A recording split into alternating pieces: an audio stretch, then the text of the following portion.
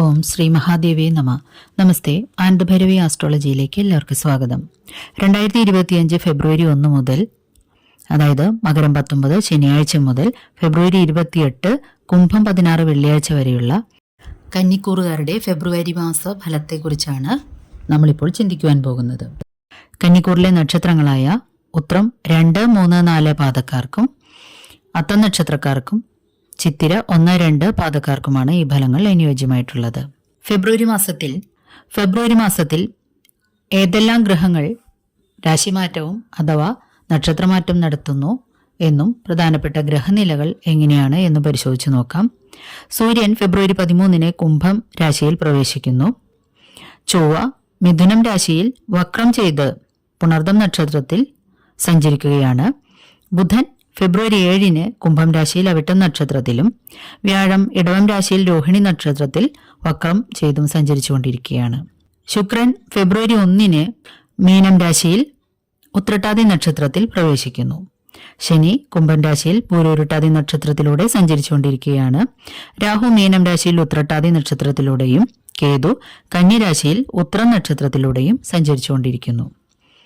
ഈ വലിയ ഗ്രഹങ്ങളുടെ രാശിമാറ്റമില്ലായ്മ പൊതുവെ സ്ഥിരമായിട്ടുള്ള ജീവിത സാഹചര്യങ്ങളിലെ മാറ്റമില്ലായ്മയും അതുപോലെ ചെറുഗ്രഹങ്ങളുടെ നക്ഷത്രമാറ്റങ്ങളും രാശിമാറ്റങ്ങളും അപ്രതീക്ഷിതങ്ങളും പെട്ടെന്നുള്ളതുമായിട്ടുള്ള സംഭവങ്ങളെയും മറ്റുമാണ് സൂചിപ്പിക്കുന്നത്.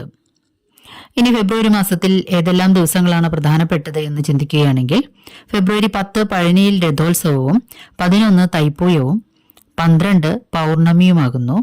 ഫെബ്രുവരി 20 വൈക്കത്തെ കുംഭാഷ്ടമിയും ഫെബ്രുവരി 26 മഹാശിവരാത്രിയും ആഘോഷിക്കുന്നു. 27 അമാവാസി ഒരിക്കൽ എടുക്കേണ്ടതുമാണ്. ഈ ചാനൽ ഇതുവരെ സബ്സ്ക്രൈബ് ചെയ്തിട്ടില്ലാത്തവർ ഒന്ന് സബ്സ്ക്രൈബ് ചെയ്യുവാനും നിങ്ങൾക്ക് ഇഷ്ടപ്പെട്ടവർക്കായിട്ട് ഈ ചാനൽ ഒന്ന് ഷെയർ ചെയ്ത് കൊടുക്കുവാനും അഭ്യർത്ഥിക്കുന്നു.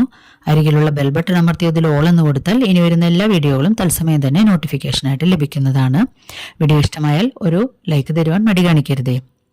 ഓരോ മാസത്തെ ചാരഫലങ്ങളും അവനവന്റെ ജാതകത്തിലെ ലഗ്നാലുള്ള ഓരോ ഗ്രഹങ്ങളുടെയും ഭാവം, ബലം എന്നിവയെ അടിസ്ഥാനപ്പെടുത്തി പലർക്കും വ്യത്യാസങ്ങൾ കാണുന്നതാണ് അനുഭവത്തിൽ.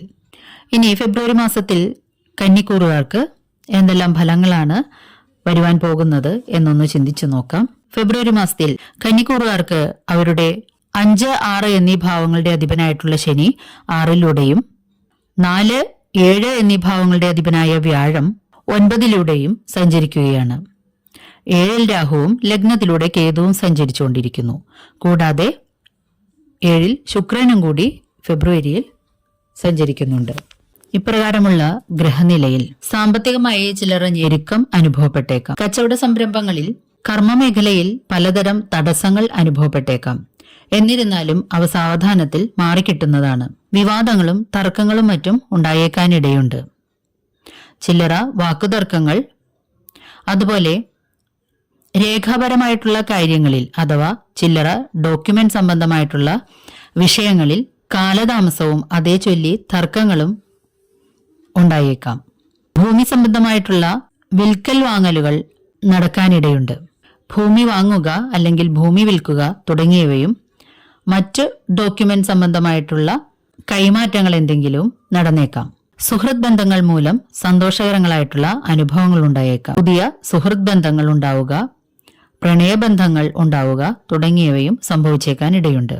വീട് പണിയുക അല്ലെങ്കിൽ വീടിന്റെ അറ്റകുറ്റപ്പണികൾ തീർക്കുക, അലങ്കാരപ്പണികൾ നടത്തുക, പെയിന്റിംഗ് മുതലായവ ചെയ്യുവാനും ഇടയുണ്ട്. അതുപോലെ വാഹനങ്ങൾക്ക് റിപ്പയർ ആവശ്യമായി വന്നേക്കാം. വാഹനങ്ങൾ വാങ്ങുവാനും വിൽക്കുവാനും മറ്റുമുള്ള ഇടയുണ്ട്.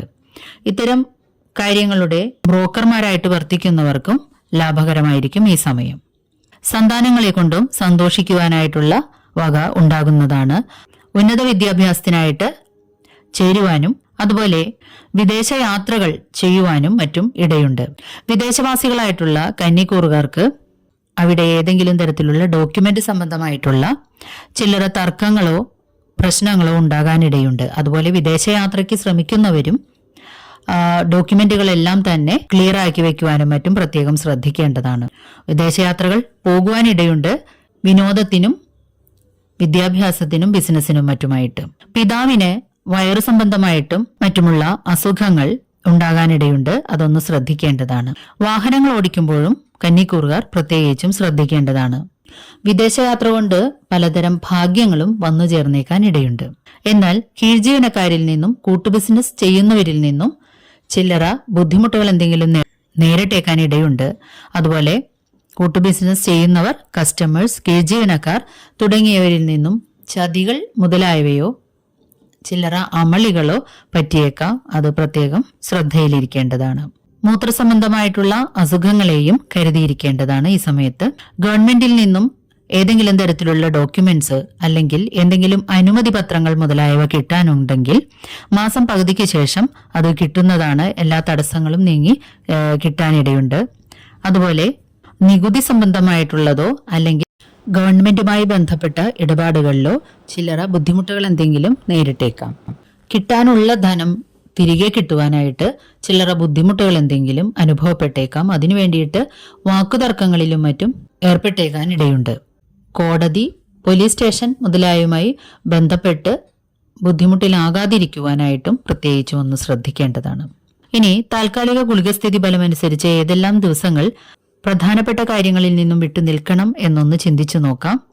ചിങ്ങക്കൂറുകാർക്ക് ഫെബ്രുവരി 6, 7, 14, 20, 27 എന്നീ ദിവസങ്ങൾ ശാരീരികമോ മാനസികവുമായിട്ടുള്ള എന്തെങ്കിലും ബുദ്ധിമുട്ടുകളോ മറ്റുള്ളവരുമായിട്ടുള്ള ഇടപെടലുകളിൽ ചില്ലറ ബുദ്ധിമുട്ടുകളും മറ്റും നേരിട്ടേക്കാനിടയുണ്ട്. ഈ ദിവസങ്ങളിൽ ദൂരയാത്രകൾ പോകുന്നതും പ്രധാനപ്പെട്ട തീരുമാനങ്ങൾ എടുക്കുന്നതും മറ്റും ഒഴിവാക്കേണ്ടതാണ്. വിദേശ രാജ്യങ്ങളിൽ ജോലി ചെയ്യുന്നവർക്ക് 5, 13, 19, 26 എന്നീ ദിവസങ്ങൾ അത്ര സുഖമുള്ളതായിരിക്കുകയില്ല. ഏതെങ്കിലും തരത്തിലുള്ള ബുദ്ധിമുട്ടുകൾ സാമ്പത്തികമായിട്ടും പ്രത്യേകിച്ചും അനുഭവപ്പെട്ടേക്കാം.